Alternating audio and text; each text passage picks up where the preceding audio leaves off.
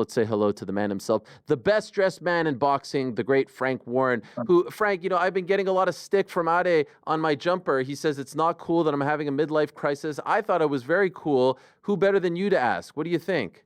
And you're on there? I can't see you. Camouflage, it's hip. You're blending into the background with that camera. Wow. This is a lot of British humor for one man to take on a Tuesday evening. Great to see you, Frank, as always. Appreciate it very much. We were just talking about Chisora, and obviously he returns on Saturday, 49th fight, the last dance, last fight in the UK, but we were kind of trying to come up with a name for number 50. Perhaps you even know the answer to that question. Do you know when number 50 will be and against who? And I understand I'm putting the cart before the horse, but he's kind of laid out this plan, has he not? Well, he's got to, obviously, it's obvious he's got to get through this fight first of all. And this is a tough fight for him. But he gets through it. I think the summer we'll do the 50th fight. Or maybe, probably summer. That's what we're looking for. Maybe June. But I've got to be honest. He's got his hands full. Otto Wallin, I think, on his day can give Derek a lot of problems. He can be an awkward customer, so it's going to be quite interesting to fight. But it's done extremely well. We've sold a lot of tickets up there. It's not completely sold out, but we've had a real good turnout for it, and I'm hoping we can get rid of these last few tickets leading up to Saturday. But it's a really good card, and for Derek, this is his last fight in the UK. So it's as we called it, the last dance. It certainly will be one way or another, as far as the British public's concerned, seeing him live. Yeah, Frank, look, I can't wait to come up. I'm coming up on Saturday to support Derek. I think Derek's been incredible for British boxing. How would you sum up Derek's career? He's a guy that's fought everyone. There are double-digit defeats on the resume, and normally when you get those kind of double-digit defeats, you lose the fan base. The fan base still supports him. He still gets big numbers, as you say. It will probably sell out time fight rolls round. How would you sum up Derek's career? You've looked after him a few times. He's left you a few times. He's come back. He's left you. He's come back. How would you sum it up? I think the fans have got to like him more as he's got older, and it's despite the fact that he's got losses on his record. I think he's lost about 13 fights in his career, but all tough fights. He's not had any easy jobs. He's fought everybody who's out there, but the one thing he's always done is give everything he's got. He's give 100%. His moniker is war, and that's what you get every time he gets in the ring. He goes to war. He doesn't leave anything outside. It's all left in the ring. And I think that's what's happened with the fans. They love him for it. His last fight, he went in again as an underdog against Joe Joyce, and it was a cracking fight. And up until the stoppage, there was nothing in it. But what a great fight that was. And I think we're going to get something as well on Saturday similar to that, because it's the way Derek fights. There's only these two more fights. I mean, I said a couple of years ago he should have retired, and he's proven me wrong on that. But hopefully he comes through Saturday, and the 50th, and that must be it for him. I don't want to see him carry on any longer, because every punch he takes now is going to catch up with him as he gets older. Yeah, it was supposed to be Jarrell Miller, and that would have been something, right? Jarrell Miller versus Chisora. Just a press conference alone for that would have been crazy. Otto Wallin, as you say, steps in. It's a tough task. I mean, we recently saw Otto Wallin against AJ. He's had a fight since then. Were there any other names, Frank, linked to this fight? Was Otto almost like the second choice, or any other big names sort of being spoken to or approached?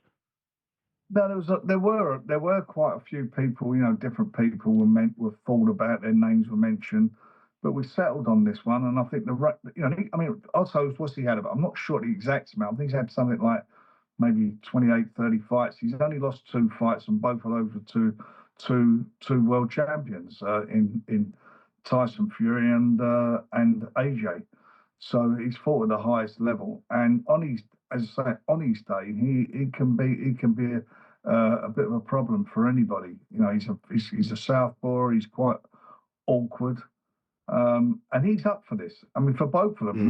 For Derek, it's his last fight in the UK. He'll want to go out on a high, and for Wallin, it's a fight he can't afford to lose if he wants to get into another big fight. If he loses this one, he becomes basically a stepping stone for up and coming young fighters. Let's stick with the heavyweight theme, Frank, and it's an easy one. True or false? Tyson Fury will fight again. Um, at the moment, it's false. You seem to struggle with that. I'll say that genuinely because he just, Tyson is a very unique guy, and this is how it is. And I've spoken to him a couple of times. I've not bothered him. Certainly not spoken to him about fighting again. And if he does, that's got to be his choice. His choice. But look, he's a very, very wealthy guy. He's made some serious money. He doesn't need financially to fight. If he does fight, it'll be because he's got a fighting heart. And obviously, he'll get well paid if he does fight. But he's got a fighting heart, and for me, that's going to be the thing with him. Can he walk away from the sport? He says he has, and at this moment in time, he said to me he's really in a good place and he's very happy, and that for me is very important. That he is happy, he's in a good place. He's been a great, one of the best two heavyweights of the 21st century, and I just want him now to enjoy his families and his life. He had a hard year as well last year in 3 training camps, one after another. One fight got cancelled because he got the cut eye, and he needs now to go and enjoy his life and enjoy being with his family, which is what he's doing. Could I ask you though to clear one thing up for me? When he referenced Dick Turpin, what was he trying to tell us with that message in the video? I've got to be honest, I've not discussed it with him. I'm not sure. I think there's various thoughts, Come on, I think you know. What do you think he's trying to say? Frank knows. I think, for Tyson, that's something if he does come back or if he does an interview, that's something that I'm sure he'll clear up. He's a very complex guy. Yes. Frank, you have the lock of the heavyweight division right now. I mean, your stable for heavyweights is incredible. There's 2 kids I do want to talk about, though. Moses Italma. I'm always intrigued as to what next for Moses. And the follow-up to that one is obviously you've signed Delicious Ori recently. That was announced a couple of days ago. Big signing, fantastic amateur, the perfect size, the perfect age as well. So Delicious after. But first, for Moses, what next? I heard rumors of Charles Martin. I know he's been talking, former IBF heavyweight champion. Plans for Moses in 2025? Yeah, I mean, I hope we'll be in a position to announce what we're doing with him next week. So we're just trying to get a few things sorted out, and fingers crossed we'll get him over the line and we'll announce it. But he'll fight in the next 3 months, no doubt about that. He'll be fighting then, and I'm looking forward to seeing him back in the ring. He's a tremendous fighter.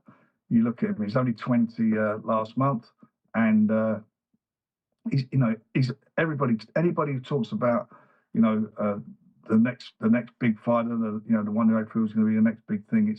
They mention him, and I don't like putting too much pressure on young fighters. I like them to make their way, and when we're ready, we move them. But he's such a mature fighter.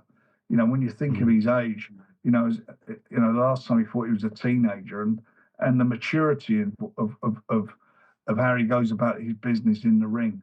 He's a very smart fighter. He's a very strong guy, and more importantly, he can punch. And all I think he can only get better and better as he gets older and as he matures physically. He's still not a man as such as strength wise yet. And the stronger he gets, he's going to be a massive handful for everybody. And on Delicious, very quickly, again, another heavyweight added to your stable, good amateur. There was talk about him going into wrestling. I remember that a couple of months ago. Obviously, he's decided to stick with boxing, which is good, but another good prospect. But yeah, well, he actually, when we were talking to him, he said, "Oh, again, I got," he was quite keen or thick, considering that. He went and I know he had some discussions about it, but thankfully, George, my son, who's the CEO of Queensbury, he managed to talk him round. So he's signed. he was very unlucky in the Olympics, wasn't he? There's great expectations of him, and it was a pretty close fight. But anyway, that's gone and passed. It's up to him now to turn that round. He's had great experience as an amateur. And then for some, I'm not saying for some reason, because I'm very proud of being British, but the Brits and the heavyweights take Usyk out of the picture, and I think we're the bosses. There's no doubt about it. And when you think, when I started in boxing, when we grew up, I mean, no British heavyweights, they won a world title. They'd fight for them, but invariably get beaten.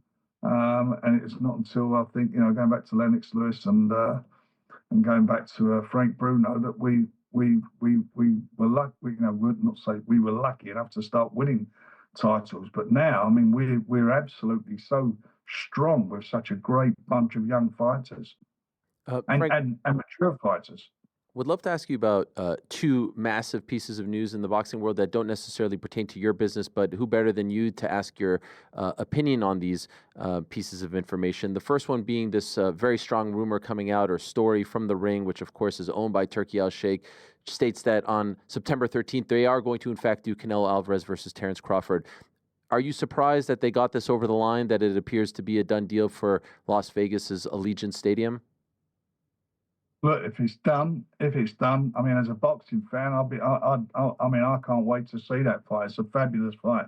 If anyone can get it done, His Excellency's the man, and he's been a massive fan of both those guys. And I know when we sat down, or when we sit down and talk about up and coming shows, that's one he's always wanted. He's always said he'd love to see, and I'm pretty positive that it will happen, and fingers crossed they get that over the line, because what a fight that'll be between those two, and a great fight for American boxing. Yes. It's a real great fight. I mean, you need great fights there. They need a massive big fight if it does go on in Vegas, which I think is the home for it, with greatest respect to everywhere else. That is something special. That's a burster, that fight. And there's a continued talk that Dana White and the TKO group are going to get into boxing along with Turki Al-Sheikh and try to make some sort of boxing league, and perhaps use the UFC, formula, if you will, and bring it to boxing. Bless you. Do you think that formula can be successful, based on the things that Dana has said about the current state of boxing and feeling like the business is broken? Bringing that mentality, bringing that business plan to boxing, do you think it can be successful?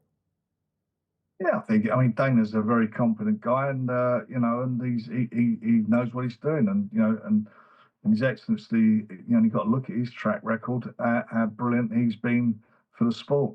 I don't think boxing is broken, by the way. I mean, I think boxing's a great sport, and I think we've had some fabulous, certainly in the last 18 months, some great fights, but we had some good fights as well before that. But the whole dynamic of the sport has changed, whereas it was basically the world capital of boxing was Vegas. It's now Riyadh. This league, I mean, all the fights I'm sure are going to take place in different cities, and it'd be quite interesting to see, how that develops. But with it, certainly with Dana and TKO and Nick Khan and all the team, I mean, they're very serious players. So I think it's going to be a great addition to boxing. Away from that, closer to home, obviously, look, everyone's excited about what Queensberry are going to do with DAZN. Obviously, you still have stuff to do with TNT. I did see a report today, Anthony Kakache giving up his IBF super featherweight strap. I think Kakache had one of the best years of his career, one of the best years in boxing last year. What's the plan with Kakache? The rumours are circling that potentially Lee Wood jumps up. Can you fill us in on that one, Frank? Anything happening soon for Kakache? He's vacated because what is he? He's 36 now, and he's sort of late in his career. He's shown what he's all about, and he had a tremendous winning that title against Joe Cordini. I mean, that was a fabulous win. He was a massive underdog in that, and then he went on and successfully defended his title again. He's looking to make some serious money. We feel we've got a fight that we hopefully will be able to be in a position to announce officially. And I think everybody's going to love the fight. It's a really, really competitive fight. It's going to be a great fight. And I can't actually, say say what it is yet, but we're not far off of actually doing that. We're going to have a press conference next Monday to announce our schedule for DAZN. Oh, And I think I hope, and I do believe everybody's going to be really happy with the first few shows that we're putting together. no better time than the present, Frank. You can break some news for us here on this program. A nugget, a morsel. No one will be upset. I mean, we're all part of the same Well, family. I absolutely agree, but you know what? I'll get in terrible trouble because everybody's booked all their tickets and train tickets and everything to get there for the press conference. And if I do that, they're going to all be very disappointed. They have had to lay out their money for that, and we've announced it already. I think you're going to keep a little suspense going because everybody, I think, who's interested in what we're doing with DAZN, and I know people will be interested because as a company, Queensbury and us, we aim to be the top promoter on that channel, and with a worldwide appeal, audience it's got now, and we are determined to put on the best shows. So it's all competition, of us, Matchroom, Love it. Oscar. It's going to be fabulous. It's going to be fabulous for the boxing fans because it's going to be one destination now, more or less, to go and watch the big fights. Last one from us. Obviously, we're rapidly approaching February 22nd. There's a million different angles, but I'll just ask you about one. If Daniel Dubois wins on the 22nd of February, how confident are you that he will fight Alexander Usyk again later this year? If he wins, and it's a tough fight, and I believe he will win, but it's a very, very tough fight. That for me has got to be the most natural rematch of anywhere in boxing. It was controversial the last fight. That we had that controversial moment with Daniel, and he definitely hurt Alexander off, and the 4-minute break and all the controversies you just said that went around it. And looking at Daniel and how he's matured over the last 3 fights, this being his next one of his 4 fights since he fought against Usyk, and you look at the change in him. As I say, he has matured mentally. He's shown what he's all about. Every fight except for this fight that he's been into in his last 4 fights, he's gone in as an underdog. Bookmakers, public, everybody had him being the underdog, and he's proved everybody wrong in the last 3 fights. And he wants to wipe that slate clean with Usyk, and it's a natural fight. There's no doubt about it. It's probably the biggest fight out there, and I believe, provided he comes through, I believe if we get it on, that was going to be a mega fight. No doubt about that one. It's going to be a mega fight. Plenty to be excited about, plenty to look forward to, starting with this weekend. Looking forward to that one. The last dance in the UK for Derek Chisora, the penultimate last dance of his career. It's always fun when he's in action, and always great to talk to you, Frank. Thank you. I know it's late over there, so we'll let you go. Appreciate the time very much, and good luck this weekend. That's very, very kind of you. All the best to you, Ariel, and to you, AD. And I love that top, as I say, Ariel. If I could find it, this was ahead. I can't see the rest. It's brilliant, my friend. That means a lot. Thank you, Frank. All the best. Cheers, there he guys. is. Good evening to Frank.